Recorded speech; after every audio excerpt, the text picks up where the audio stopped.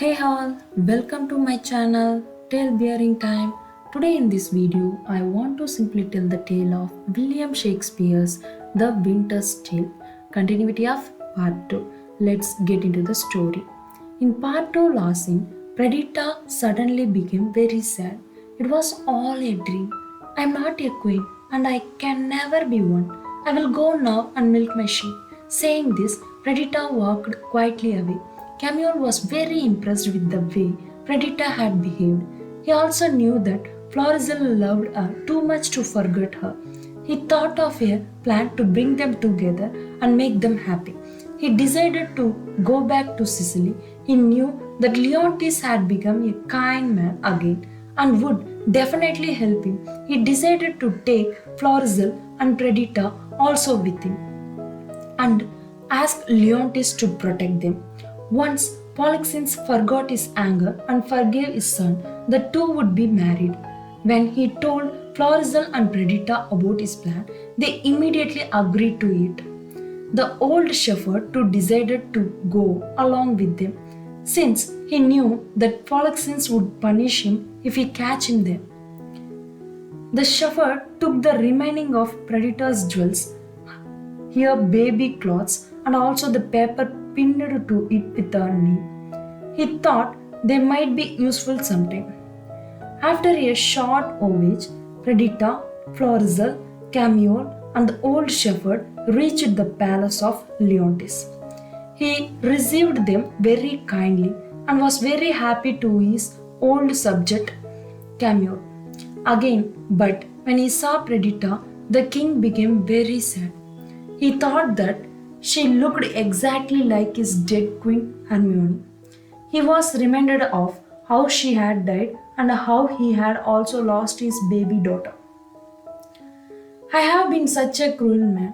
If I had not been so wicked and bad, I would have had a wife and also a beautiful daughter like you, he said to Perdita.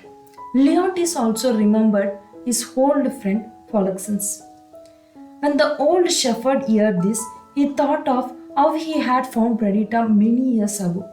He remembered the many jewels, the rich clothes, and the piece of paper.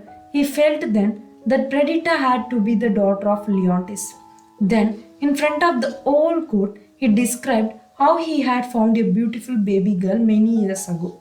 He also showed the jewels and the baby's dress to the king.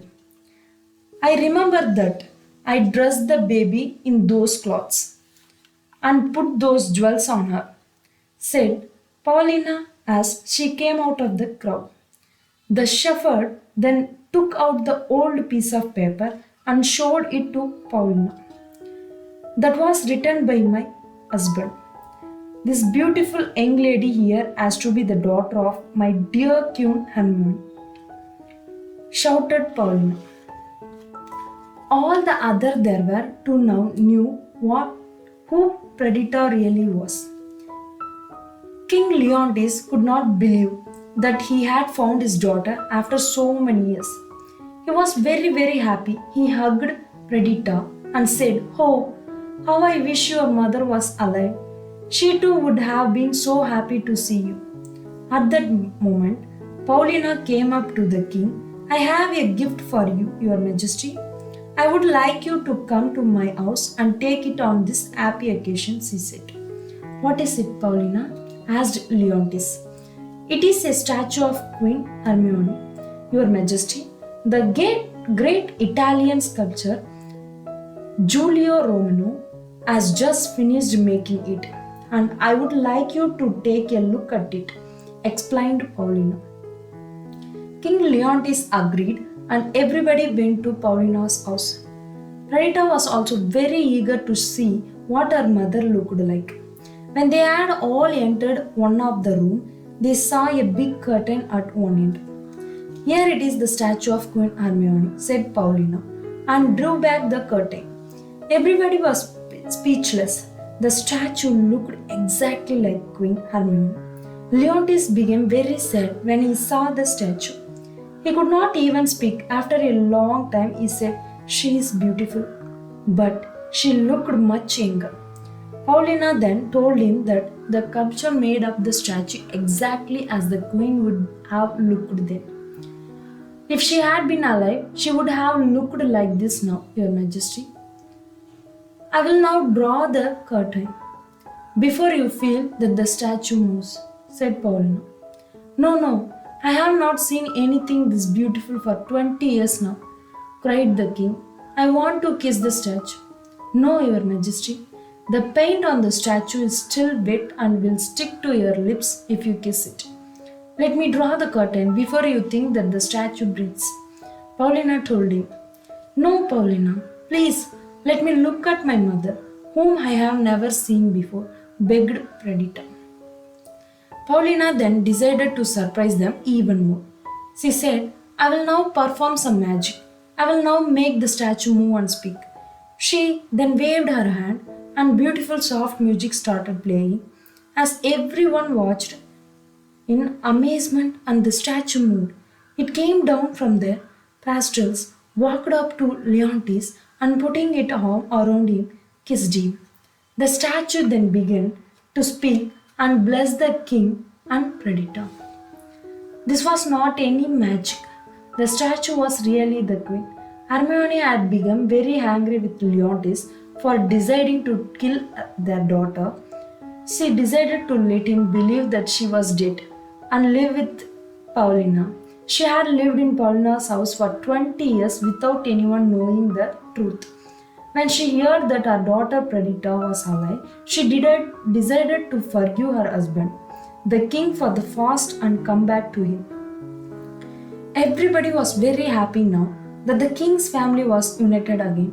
Hermione and Leontes thanked Florizel for loving their daughter even when she was a shepherdess. They also thanked the old shepherd for having taken the baby girl home and having brought her up. Camille and Paulina thanked God for making everyone so happy. As everyone was happily talking and laughing, a surprising thing happened. King Polixenes entered the palace. He had found out that his son and Camille had escaped to Sicily and he had decided to come after them. He had just reached and was immediately informed of the happy news. He too decided to forgive his old friend Leontes and became his friend again. He also immediately agreed to the marriage between Florizel and Perdita. After all, now she was not just a shepherdess but was a princess and would become the queen of Sicily. Thus, hence this winter's tale, with Leontes and Hermione living for many more years as happy rulers and happier parents. Happy ending. Thanks for watching. Don't forget to subscribe, like, comment and share. Thank you all.